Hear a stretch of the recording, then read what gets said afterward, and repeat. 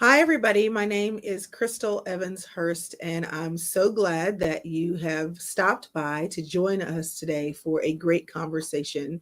Our conversation today is a ministry of the Pastor's Wives Ministry, which is an affiliate of the Tony Evans Ministry. Tony Evans is my dad. I'm one of those four Evans kids, and we're really happy to have the opportunity to continue our mother's legacy and her love for pastors' wives by providing content that is for pastors' wives. But listen, the overflow is to all the rest of us. We know that pastors' wives face unique challenges given the ministry and the blessing and burden that sometimes comes along with that as they are in ministry alongside their husbands. And we wanted to take this year in particular to talk about what it looks like to care for yourself while you care for others. And this talk today is in the lineup of those conversations. I'm really excited about the guest that I have to chat with you today. Not only is she a delight, she really is a fireball. She has not only loved the ministry, loved her husband, loved God's church, but she has been committed to loving her own life and the passions that God has given her based on the story that He's allowed her to live. Aimee is not just someone I'm going to be chatting with you today with and sharing her with you today.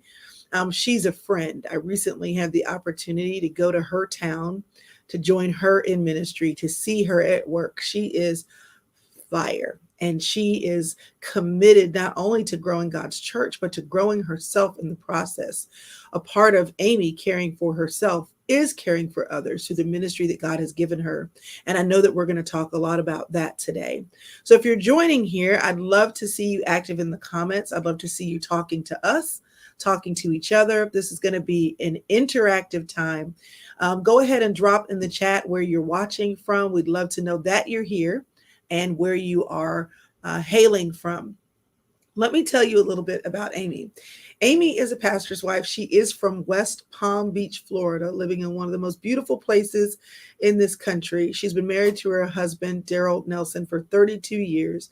He serves as the pastor of Calvary Chapel. She is the founder and executive director of YouMom, and this is the opportunity that I had to join her in ministry. It is a nonprofit mentoring program that creates safe spaces for young women who find themselves as young moms and their families. This ministry was birthed out of Aimee's own personal story, and it grew from her desire to meet the needs of young moms in her community. And the work that this organization is doing is wonderful, and it's needed. Aimee also serves as the chairman of the board of the Palm Beach Women's Clinic, which is a local crisis pregnancy center. She leads a Facebook group for local pastors' wives. She has four amazing children. And listen, Aimee is doing all the things she's doing with kids that, after being married for 32 years, some of them are older, but some of them are younger. She still has babies in her house. She also has four grandchildren. Aimee loves a good cup of coffee, a nice pair of shoes. Come on with the shoe game. And she loves hanging out with her family. Please help me welcome Aimee Nelson. Hi, Chrystal. Hey, Miss Aimee, how are you? Oh, I'm so good and just honored and pleased to be here with you today. Thank you for having me. Now, you know that you were on the list of people to talk to, that you were scheduled for this before I came to see you in West Palm Beach. And so I told Shonda, who is our Pastor's Wives Ministry coordinator, when I came back, I said, listen, I have the inside scoop. I don't just know Aimee Nelson from so many of the places and spaces that I operate in. With our church, with our ministries, with the things that God has called me to do. I know her as a pastor's wife, but even beyond that, I had a chance to go to Aimee's hometown. I had a chance to see her in action. And let me tell you, I was so floored at the work that God is enabling to do in your community. Even more so than that, Aimee, just to watch you operate in your gifting and to operate knowing what God has called you to based on the story that you have. It was really my honor to get to see you in your element. So I feel like that was, God timed. It was totally a Mhm. sovereign thing that I got a chance to do that before our time to be scheduled to chat today. So it's fun because I have the inside scoop and I know exactly what I want to talk to you about. Uh-oh. Uh-oh. I've seen your No, interviews. No, no, no, no. You know, I like to ask good questions, but the thing is I already know that God has prepared you with good answers. I Mhm. know I gave a brief intro about you. I gave all the highlights, but why don't you tell us a little bit about yourself? What have I not said, or what color would you like to add to what people should know about you before we dive in? The biggest thing I try to tell people is that not only am I married to my husband Daryl, but he's affectionately known to me as Mr. Incredible. That's who he is, and we have the privilege of taking care and loving our four kids, our grandbabies. I tell you, the grandchildren, Chrystal, I should have had them first. They are such a delight. They are such a blessing. And the fact that God gives us space enough to love them, love the church, and do community, that is very exciting to me. So thank you. Yeah, the grandchildren are a whole thing. It's just, you can kind of love them a little bit and then also leave them. That helps some. Yes, ma'am. Okay, so I'd love for you to talk about how YouMom began. So this is the ministry. This is the place where I got to come and see you at work. I'd love for you to talk a little bit more about that ministry, why you started it. Let's start with that. What's the why? We know it has something to do with your story, but walk us into that story a little bit more. Well, it actually started back in 2005. I'd always pretty much served at the local crisis pregnancy center, and I served um, mentoring the teen moms. God had just put that passion on my heart. And I said, okay, that's something I want to do. That was in 2005. Excuse me, I had been serving for a while. And my two older children, they were teenagers in school doing their thing, and I'm serving the moms there. And Chrystal, I tell you, it got around 2007, and I'm serving the two moms, and lo and behold, I got a stomach virus, and I'm like, oh my God, I've never had, I've never been so sick like this. It was a 3-week stomach virus, Uh-huh. and I'm like, this sure is a long time to be sick. And then I said, the only other time I've been sick like this is, oh God. And there it came. My youngest was 14. So in my excuse me, in my mind, I'm thinking I got all the things, go teach Bible studies, go serve alongside my husband. Anybody got time to be going back to raise kids? That wasn't in the plan, but it was part of God's plan. And during that season, even being married, Chrystal, being married, being a pastor's wife, having a whole husband, kids, everything, it was still difficult because it just came out of nowhere. And after I had the boys, the Lord said to me, Aimee, if you being married, being a Mm, godly woman, being a Christian woman, and you needed the support in the season you were in, imagine what it's like for the girl that doesn't have that. And I said, God, mm. you're right. He said, now I need you to go build what you needed. Go build it for her. And that's how we got here. Listen, that's how we all get there. We realize that something that we need, someone else does too. And then the question Yes. just becomes, are we going to avail ourselves to the need that God has brought to our attention? Now, Yes. the question always is, once we realize that there's a need or there's something um, that God has put on our heart, we're convicted about it, we see it, we think everybody sees it, but nobody, even if other people are seeing it, they may not be feeling the call or the pull to do something about it like we are. And I'm curious, did you start out with going, God is calling me this to do this, or did it take you a minute? Were you looking around and thinking, are you sure I'm supposed to do this? You had already been volunteering with a crisis pregnancy center, so you saw some people moving around and doing some things. Did you have any struggle at all with, okay, God, do you want me to actually do something? Or were you, once you got clear, were you ready and off to the races? Not at all. It was a slow obedience for sure. Mhm. That's not even my personality. I tell people, Chrystal, it's kind of like the footprints in the sand, where you see the two sets of footprints, then you see one and you know it's God. That's not my story. You see two sets of footprints, then you see one and you see a drag mark. That's my foot hanging out of God's arms as He's dragging me to get in alignment with what He called me to do, because I just couldn't fathom that He would ask me to do that. I'm an introvert by nature. So that I couldn't have thought that that's what He wanted me to do. I literally built the curriculum and handed it off to someone else. And He made me Mm. go back and get it. Wow. You built Yes. the curriculum and then Yes, I handed did. it to someone else because you didn't Yes, think that the vision was supposed to be fully yours to carry out. exactly. Because that Uh-huh. wasn't what I planned. Is Yeah. it ever? Is it ever what we plan? So No. then the thing is, you've never built a ministry like this before. Mhm. Often God calls us to build things that we've never done ourselves. Mhm. So when you think about what it looked like for you to start the ministry, where did you start? How did you build a curriculum, which is great? How did you know how to even do that? What were the breadcrumbs or the steps or the what was the process for you going from God, I feel that I'm supposed to do something, to you're walking me along, you're dragging me a little bit, but now there's a whole ministry. How did Mm. you get going and know what to do? The earlier years of serving with the teen moms and sitting with them, that the 2 years did prepare me for what he was asking me to do. So knowing how to connect with the local crisis pregnancy center, getting the names of the girls, doing the parenting classes, I knew all of that. But what I had to come into grasp, what Chrystal, was that God was asking me to do something different. Mm, And yeah, and that's where the struggle came, that I had to learn to trust him, to put the pieces together, that he had really equipped me to do this when I thought really that couldn't be right because I'm a pastor's wife. Haven't you equipped me to be in the house, so to speak? Not mm. doing, yes, not doing this, more so outside of the house. Yeah, and isn't that the thing? We get in our heads what we've been equipped to do, and Yes. then when he calls us to do something different, we're like, "But I thought you wanted me to do this," as if it can't change. One of the things I noticed when I was there at your event is that not only did you speak well of other people were speaking well about you. And it appears that because you did have a network, even though you were supposed to do it differently, that you did have a network of people that you could go to and say, show me how to build this. Like, show me one, two, three. What are the steps here? How did you pull on your community or your network to help you build?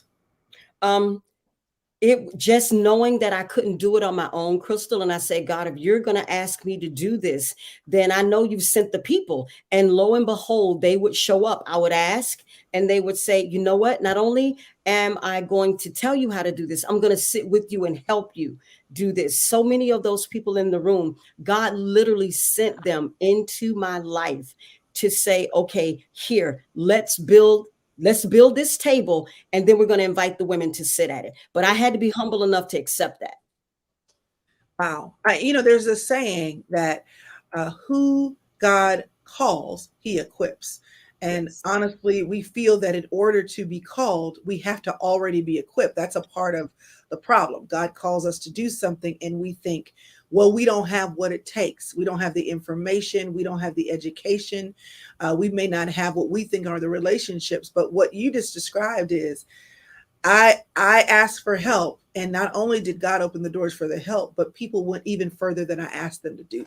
God was involved in your equipping. He was involved in your equipping. Oh yeah, yeah. There's Warren Worsby has this quote that when our earthly resources meet, when heavenly resources meet earthly response, ministry takes place, and Mm, that's literally what happened. That the people came, the resources came, the support, and it just got to the point where I couldn't deny it anymore because, like I said several times, I tried to give it away, and he literally would make me go back and pick it up and say, "But this is what I called you to do," because my comfort zone is inside the church, teaching Bible studies, doing that. But where he has me now, I'm in total dependence on him because it's way out of my comfort zone. And he reminded me, he didn't call me to comfort, he called me to be courageous. hmm. Let me back up a little bit. Yeah, You said the church was your comfort zone. for sure. So when y'all went into ministry initially, did you know you were walking, when you got married to your husband, did you know you were walking into first ladyship? Did you know that ministry was in his future when y'all got No, married? he tricked me. Okay. So when he realized that God was calling him into ministry, and you knew that that meant God was calling you into ministry, were you comfortable then? Yes, because I'm a PK. I'm a Okay. preacher's kid. So I grew up front row, piano side. So I knew. Isn't that the truth? Piano side, honey. Yes. My daddy's motto was everybody going to church. And if the dog could talk, he would have been going too. So I grew up in the church serving, helping my father. So I knew that responsibility. I knew what came with it. I watched my mother, and I didn't Mhm. necessarily say I wouldn't do it. I just didn't see it in my plan. Understood, understood. So it was comfortable because you had lived some of your life there. So when God Yes. said, guess what? Your life is not limited to what you all are doing in the church. There's some ministry outside of the church you want to do. Yes. That was not a part of your plan either, or a part of building a ministry of your own, separate from the local church. Not, Yes. not separate and detached, but outside of as a parachurch ministry. That just was not something that was in your wheelhouse. Not at all. Not at all, Crystal. Not even my personality. Not even your personality. Okay, so you started it, but it Mhm. has grown. You didn't just start it. It is a ministry. You didn't just start it 6 months ago either. It has Nope. been around for how long? How old is you, Mom? We've been doing this since 2011. Okay. So That's this how long. ministry is 11 years old, or Yeah. around about 11 years old. So you didn't just start this yesterday. This ministry has grown. I had the opportunity to see you in action. I also had an opportunity to see your team in action. I had an opportunity to see some of your board members show up. I had an opportunity to meet some of your mentors. You don't just have a ministry that you lead, you have developed a ministry that, yes, is ministering to young teen moms, but also that other people have bought into. I mean, your mentors, your board members, your team, everybody is excited about this ministry. So I'm Mhm. curious when I talk about growth, not just how did you grow it? How did you get the word out? I want to know about that too. But Okay. I want to know how you grew it with such buy-in and commitment from those who serve with you. So let's start with the actual ministry because ministries cost money. You need to get the Yes. word out. If you want to serve young women and they don't know that this ministry exists, that requires some connection just in terms of getting to the people who need your help. What did growth look like, and whether you saw the opportunity for growth or whether God just opened doors or both? How did you have growth be a part of this ministry story, because it's been around a long time? Yeah. It really started with getting people. You asked, how do you get people to take the buy-in? Most of us, the majority of, have a broken space in our life, or we know that there's a place where we've been broken. And I normally start and ask people, can you be what you wished you would have had at 16, 17, 18 years old?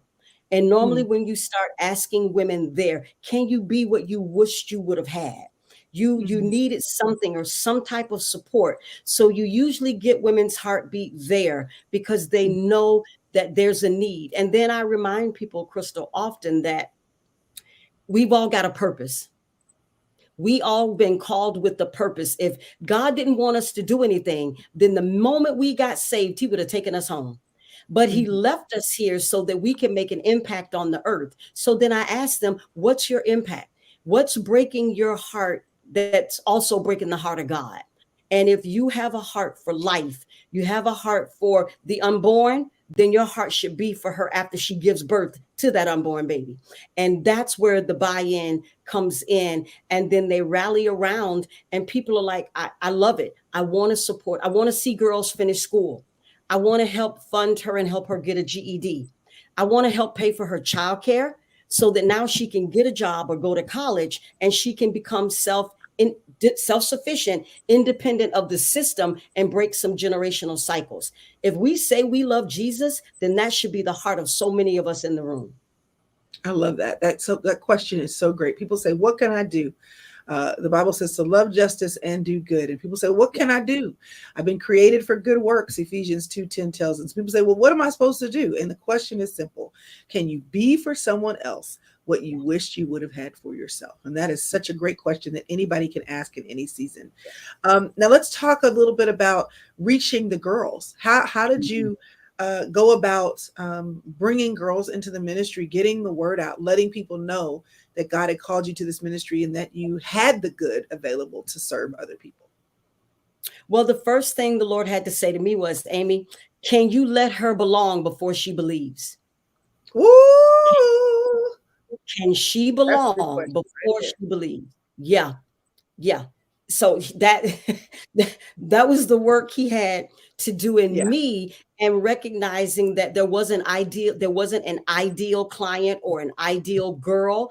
I had to get out of my mind who I was going to serve and who was going to benefit from these services. That Mm. that wasn't my job to decide who was going to get to sit at the table. He just asked me to build it and put the chair there Wow. and to create the Wow. space.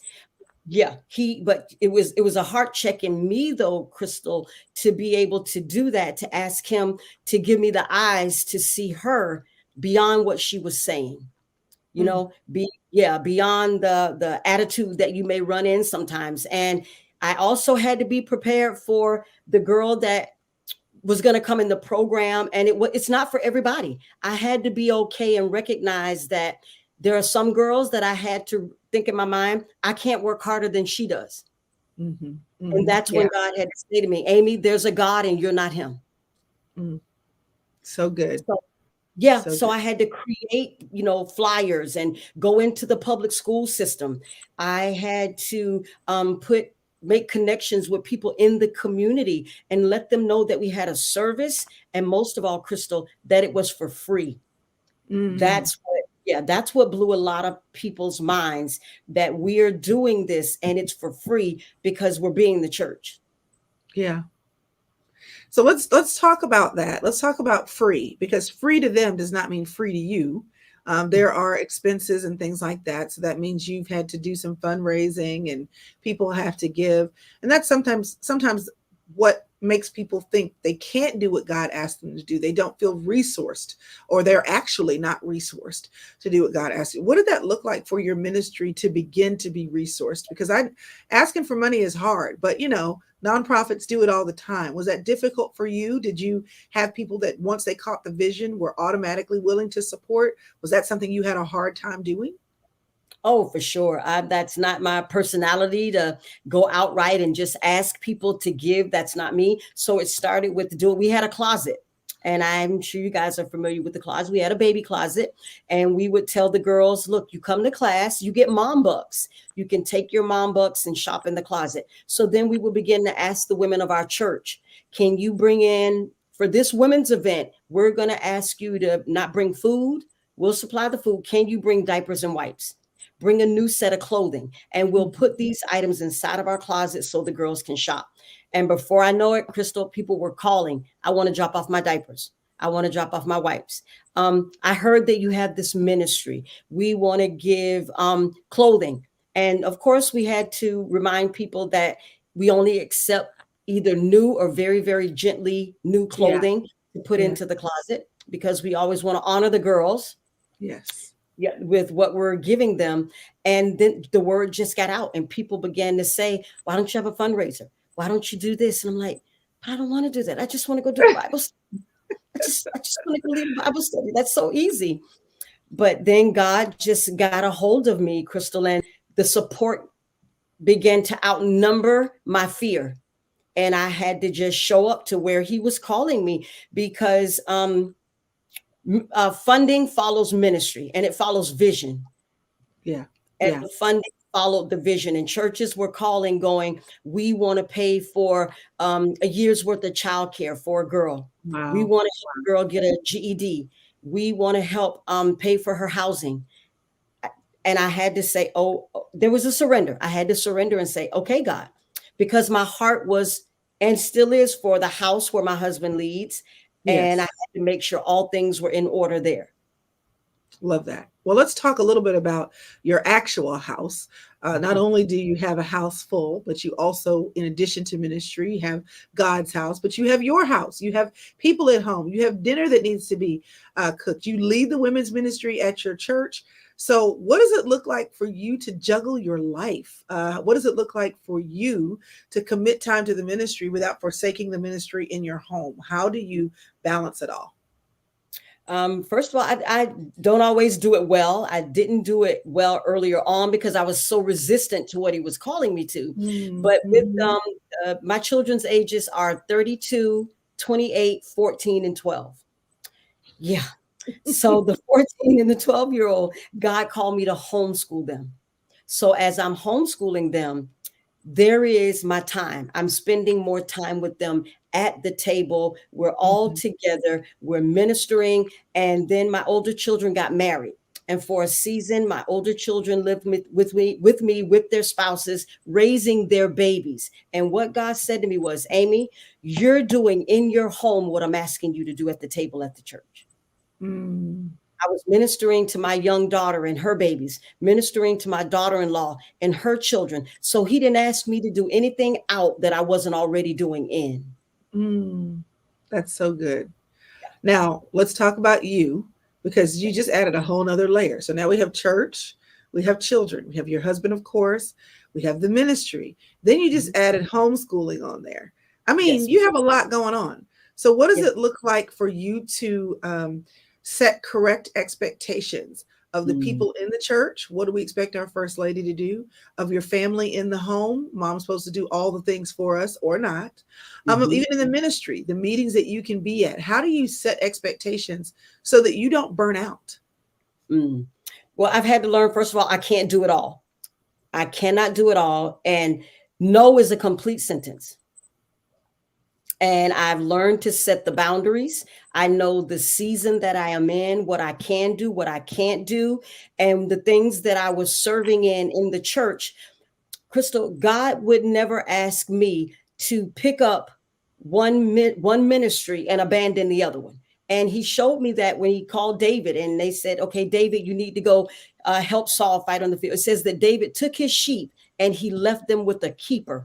So Yeah. anything I had to put down in the church, I needed to make sure I found somebody else to tend it well and to Mm. love it well. That meant that I had to build other women around me and trust them enough so that they caught the heartbeat and the vision of the church so that they can go and lead and serve there. He wouldn't ask me to serve outside and not take care of what was inside the church.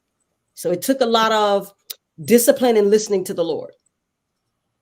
Yeah, and it sounds like, just as I see women are surrounding you and supporting the ministry of you, Mom, that you seem like to me. You can tell me if I'm wrong, but you seem like to me that you're a good discipler of people. Whether you are allowing them to serve alongside you, so they get the drippings, they learn from you. That it's not just somebody you tap on the shoulder and say, "Hey, you do this." It's somebody that's already been serving. It's someone that already has a heart for the church. It's somebody who already understands the ministry. So when you say, "Hey, I need you to be the keeper of this," you have downloaded the vision that God has given to you for the local church and for the ministry. Am I right there? Oh, yeah, for sure. Because at the end of the day, I'm still responsible. So if I'm going to, God's still going to come back to me. So I had to make sure that they not only had a heart for the church, that they had a heart for people. That's really important to me, that they loved the women well, that they loved the ministry well, because at the end of the day, I still have to, I have to give an account. So, and I let people know your expectations.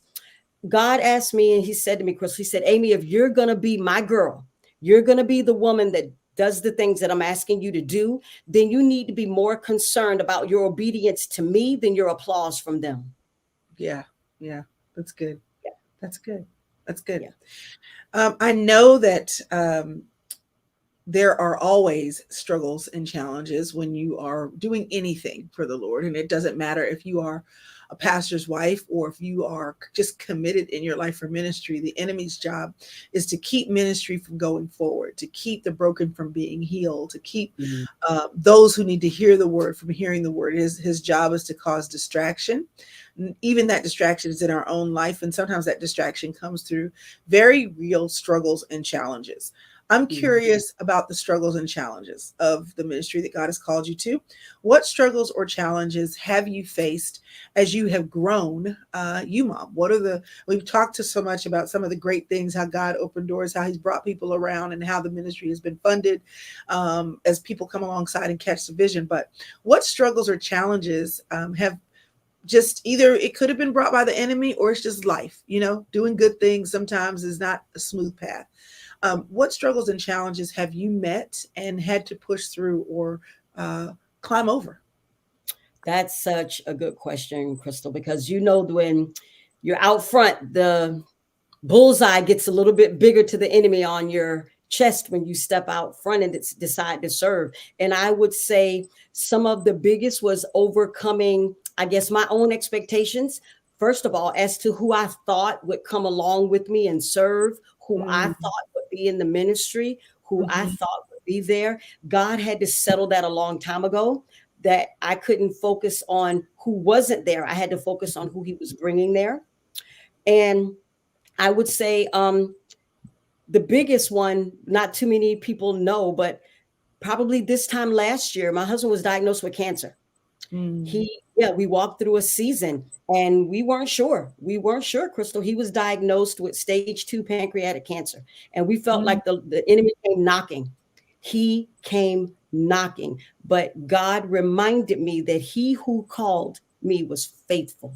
And he said, you're going to steady the course. You're going to keep showing up. You're going to walk it out. You're going to be faithful. I'm like, God, how do I do this? And what did he do, Chrystal? He sent women around me that sent words of encouragement. I had Mm. to stay in the word because at the beginning of each year, I pick a word. My word last year, believe it or not, was prayer and bold. I had to pray and I had to have bold faith to walk through that season, to trust that God would work it out best how he saw fit. And I have to tell you, God brought him through. He is cancer free. He is a walking testimony to what God has done. And on the other side of that, when we came out and he did his last radiation treatment, people came out of the woodwork going, I want to serve in the ministry. Aimee, we want to come around you and take the ministry to the next level. Didn't you say you had a vision? You want Chrystal to come? We want to help you walk that out. I was blown away. You know what? God showing time and time again that he was with me, Chrystal, that he was with me in the midst of it all. That's so beautiful. What advice do you have for women um, who, as they listen to you, say, "That's great. That's great that God could use her story. That's great that God could use her life circumstances. It's great that she was already connected in ministry, that she had already been serving in a crisis pregnancy center and kind of knew how some of this stuff worked. That's great. But you know how we do. We will listen to someone else's story and think, but that worked for her. It's not Mm, necessarily going to work for me." Particularly those women who have parts of their story that they really are ashamed of and have already mm, decided, whether they realize it or not, that God may not be able to use this part of my story. What advice do you have for a woman who says, my story, you don't know about my story though. My story is just too ugly, or I'm just too ashamed, or I hope nobody ever finds out about this. If God were able to actually use this part of my story, that would leave me vulnerable for me saying, hey, mm, this is why I know something about this. This is why I know that this is a need. This is why I know somebody else needs this, because I didn't have it when this happened to me. What would you say? What advice would you give that woman who, because of her own shame and sorrow about her story, has not been willing so far to be bold and faith filled about what God is asking her to do with it? Um, I would, first of all, Krista, I would remind her that God loves her and her story. He knows all about it. And I would remind her that God wastes nothing. That's There's correct. God wastes nothing. There's nothing we've been through on this side of eternity that he won't use for our good and his glory. And if we place it in his hands and allow him to do what he wants to do with it, and that there's someone waiting on us, there's someone waiting on us, that what we've been through, we can help them get a breakthrough. So they're counting on us. And if we're saying that we're women of God and that we've been set free and God's done something in our lives, come on, Chrystal, free people, free people. That is correct. Yeah, and if I've been set free, I should want to free the girl or the woman that's walked through that situation. The things that I've walked through in my life, I was adopted. I've survived many different traumas. Those things, a girl that comes in my class on a Monday night, Chrystal, she can look in my eyes and go, but Miss Aimee, you don't understand. And when it's something that touches my world, I can look at her and go, yeah, but I do. That's how God uses our stories to redeem and transform other people's lives. So I look at the things that I've survived, being adopted and not knowing about that story, Chrystal, not till I was, a little bit older and getting the chance to meet my biological mother. And in 2018, I had the opportunity to take her to lunch. I'll just Mm. share that. Yep, she lives here. And I heard her whole story, Chrystal, about how it came about, how that God touched her heart to walk out the pregnancy, even though she had, I was conceived out of a difficult situation and she did not want to give birth to me. But Mm, God told her, she told me, Aimee, God told me to spare your life and go and give mm, you to your parents. mm. God rescued me from an abortion, Chrystal. And here I am rescuing other girls from the same thing. So nothing we go through is wasted. God uses it all for his good and his glory. That's so great. That's so great. I want to invite all of you who are here. I hope you, first of all, are encouraged, not only by the ministry that Aimee has in YouMom, but also her own story, just how passionate she is about helping others because she sees how God has provided for and been helpful to her in her own life. So we want to make sure that we leave time for some of the questions that you may have for Aimee about her life, about how she balances it all, about the ministry. And while we wait for a few of the questions to come in, Aimee, I had one more question. Can you just tell us a little bit more Mhm. about YouMom itself? Like when a girl becomes aware that YouMom exists, what are the steps? What are you all doing from her kind of, along the parallel line of supporting her through her journey? Okay. So how our program is set up, she will come in through the local pregnancy center or through a clinic or through a high school, and she'll come in. We have expectant mom classes. Chrystal, we literally have been doing the expectant mom classes since 2011. So they come in, we do parenting classes for well, since COVID, we do it now for 6 weeks. And then at the end of the 6 weeks, we throw the girls a baby shower, the women in the church rally around them. And then if we meet a young girl, Chrystal, and she shows potential and she's like in a difficult situation, but she needs that extra hand up, we will literally walk with this young mom for anywhere from 5 to 7 years, providing Wow. life skill classes. Yes, we teach um, budgeting. We teach her how to build a resume, how to overcome her past hurts, mental health, taking care of her credit, how to have healthy relationships. Wow. And during that time, as long as she is working or going to school, we will pay $100 a week towards her housing or towards her childcare Mm, to cover her, because now we're saying don't just not have the baby, but now we're saying we want to do life with you. We want yes. to make life on life. Yes. Love that. I love that so much. I know we have one question in the chat. Melissa says, how do you obey God in telling your story, using your story, letting people know this is why I'm doing this ministry. This is what he's done in my own story. When your story may shine a negative light on other people who are involved in your story. um and I hear this a lot, people saying, well, I want to say this is what God has done in my life, but it didn't just involve me. This means Yes. that people will know this about this other family member, they'll know this about this friend, even if they don't know their name, just by virtue of the story they'll figure out who it is. What Yes. would you say to that woman who is trying to figure out how to use her story but not exactly sure how to do that with the other players that are involved? You always want to make sure that you're covering people well, because even though you're healed and you're brought through, that doesn't mean that they always are. So Mm, you know what, we always want to honor other people when we're telling our story. Chrystal, we serve a God of honor. So if there is a way that I can tell my story without bringing other people into it, then God will give you the wisdom on how to do that. He'll give you a way to craft it in such a way that it shines the light on what he's done through you without damaging the other parties. mm, wow. And it is tricky. I do understand Melissa's question, but I Yes. agree with you. It is possible. It is Yeah. possible. And Yeah. sometimes it's not about what you share, it's more about when you share it, because timing Yes. really does make a difference. It really That's does. right. And Um, just want to honor all the parties. Absolutely.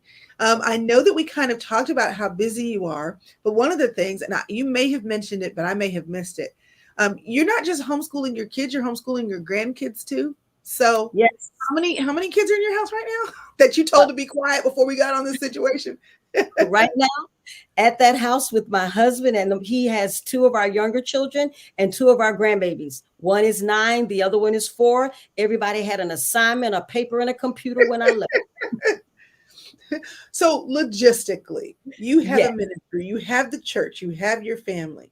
Yes. Literally, what does your week look like? Like, how much of your time, how do you organize Mhm. and set aside time to focus on you, mom, to focus on the church, and to focus on your family, even the school part that's involved? Do you have a structure to your week? I can't imagine that you don't. What does that look like for you to actually manage your time to make sure you're not? And I know you said you don't always do it well. I don't know that any of us do it consistently well, but I do Mhm. think we start somewhere. So what is your starting point for how you balance these things?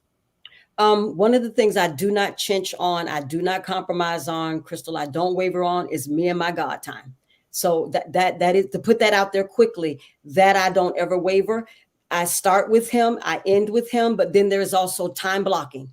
I don't go to a lot of places. I don't accept a lot of invitations. Our lives are very, very structured with family, church, and ministry.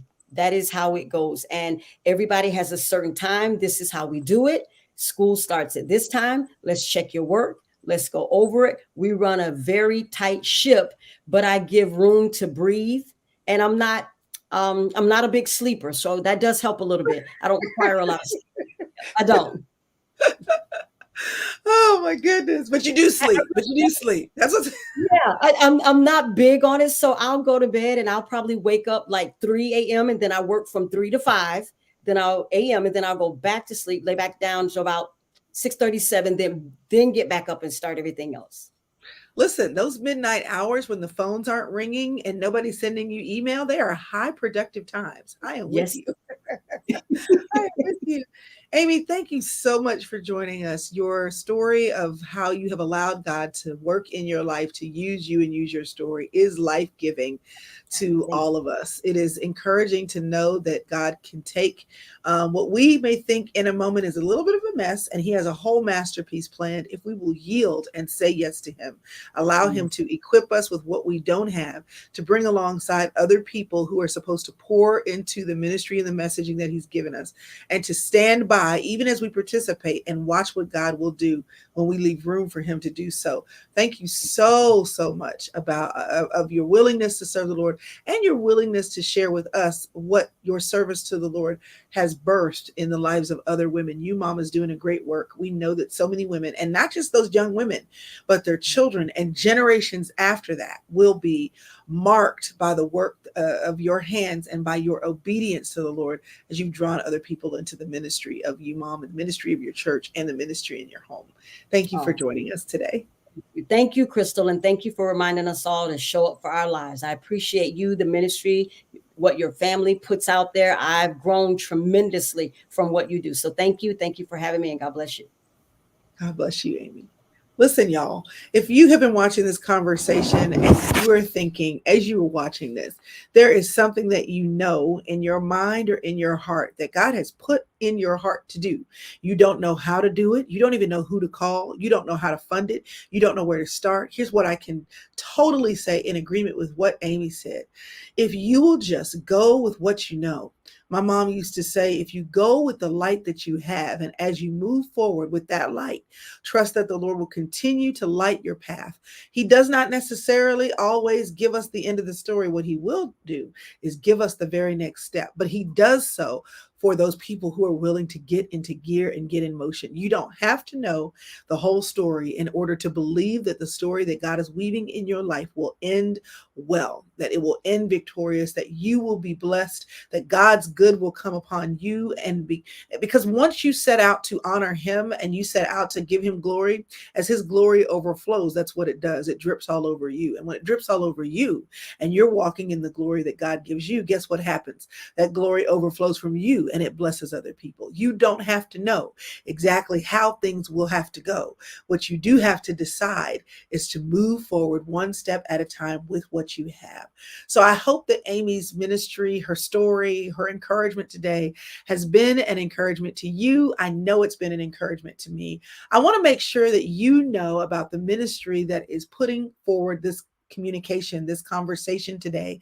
The reason why Aimee and I were able to have the conversation is because this ministry, the Pastor's Wives Ministry, was a love of my mother's, Lois Evans. She has now gone on to be with the Lord, but we are continuing her ministry to pastors' wives. And our prayer is that the ministry to pastors' wives first also may overflow and flood all over you, whether you're a pastor's wife or not. I think any woman could have gotten from this conversation about the importance of balancing your time, of trusting God, of expecting Him to bring the increase, of using your story. And our hope is that you understand that this is a ministry that is designed to bless you as we bless pastors' wives.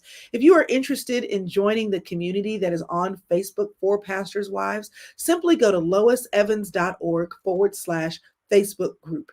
There are a group of wonderful women there of all different ages and seasons who love each other, who are willing to support each other. And if you feel like you're alone, let me tell you this truth, and you just have to believe me. You are not alone. But one of the best ways to feel that you're not alone, to feel community, is actually to be in community. And that's what the Facebook group does provide.